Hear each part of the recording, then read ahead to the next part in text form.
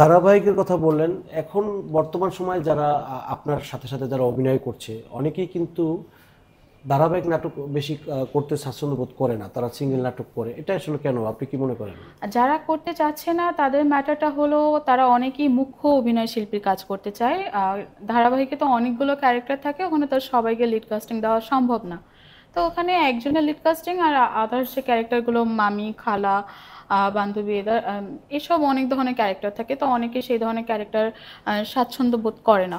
তো সিঙ্গেল নাটকের দিকে কেন ঝুঁকতেছে, এটার মেইন রিজনটা হলো কিছু কিছু নিউ আর্টিস্ট যারা নিউ মুখ, তারা চাচ্ছে যে আমি সিঙ্গেল নাটকে আমি লিড কাস্টিং, আমি মেইন নায়িকা দিয়ে আমি আমার অভিষেক হবে।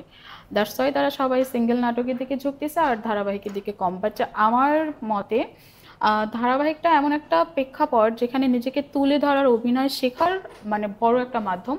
বিকজ এখানে অনেক বড় বড় আর্টিস্ট, অনেক বড় বড় গুণী শিল্পীরা এখানে কাজ করে, তাদের সাথে একই স্ক্রিন শেয়ার করা, তাদের কাছ থেকে কাজ শেখা বিষয়টা খুবই ডিফিকাল্ট। এবং আমার মতে একটা অভিনয় শিল্পীর অভিনয় শেখার সবথেকে বড় প্ল্যাটফর্ম এটা।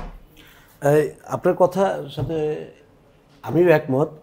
অনেকে দেখছি যে যারা কাজ শেখার আগ্রহ করে তারা অবশ্য ধারাবাহিকে কাজ করতে চায়, কারণ হচ্ছে যে ধারাবাহিকে অনেক গুণী গুণী আর্টিস্ট থাকে, অনেক আর্টিস্ট থাকে। আর সিঙ্গেল নাটকগুলো হচ্ছে যে শুধু হিরো হিরোইনকে বেস করে কাজ করে। তো সেক্ষেত্রে ক্যারেক্টার আর্টিস্ট যারা, তাদেরকে কি আমরা হারিয়ে ফেলছি কিনা? আপনি ফার্স্ট জব যদি আপনার ভিতর যোগ্যতা থাকে, আপনি আজকে ক্যারেক্টার আর্টিস্ট করতেছেন, আপনি 6 মাস পর ডেফিনেটলি আপনি আপনার লক্ষ্যে পৌঁছাবেন। যেমন মোশাররফ করিম ভাই বলেন, অনেক গুণী একজন অভিনয় শিল্পী। তো উনি তো শুরুতে ক্যারেক্টার আর্টিস্ট দিয়ে স্টার্টিং করেছে। আমাদের অপু বিশ্বাস আপু, যে আমাদের শাবনূর আপুর ফার্স্ট ছবি যেটা ছিল, শাবনূর আপুর ফার্স্ট ছবি না, অপু আপুর ফার্স্ট ছবি কালবেলা না সকালবেলা, এটা হুম হুম শাবনূর আপুর বান্ধবীর ক্যারেক্টার হুম করেছে। তো হুম। আজকে অপু বিশ্বাস দিদিকে সবাই চেনে, তাই না? তো তার ভিতর যোগ্যতা ছিল, সে নিজেকে প্রমাণ করেছে। তো আপনার ভিতর যদি যোগ্যতা থাকে, আপনি আজকে ক্যারেক্টার আর্টিস্ট, 6 মাস পর আপনি বাংলাদেশের সুপারস্টার। এটা সম্পূর্ণ ডিপেন্ড করে আপনার উপরে। আরেকটা ব্যাপার হচ্ছে যে এই নাটক মিডিয়াতে একটা অনেকেই মানে এরকম কথা বলে, নাটকের বাইরের লোকও বলে, মিডিয়ার বাইরের লোকও বলে, আবার নাটকের লোকও বলে, এই মিডিয়াতে কাজ করতে হলে অনেকটা গিভ অ্যান্ড টেকের ব্যাপার থাকে।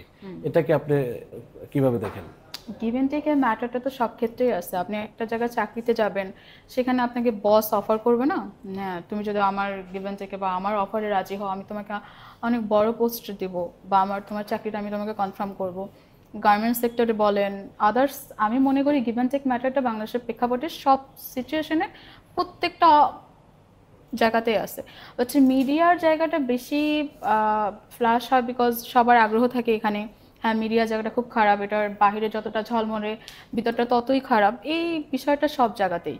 বাট কিছু কিছু নোংরা মানুষ এসে বিষয়টাকে অনেক বেশি পাবলিসিটি করে ফেলছে। দ্যাটস ওয়াই আমাদের মিডিয়ার কালচারটা তো সবার চোখে লোয়ার লেভেলে নেমে গেছে।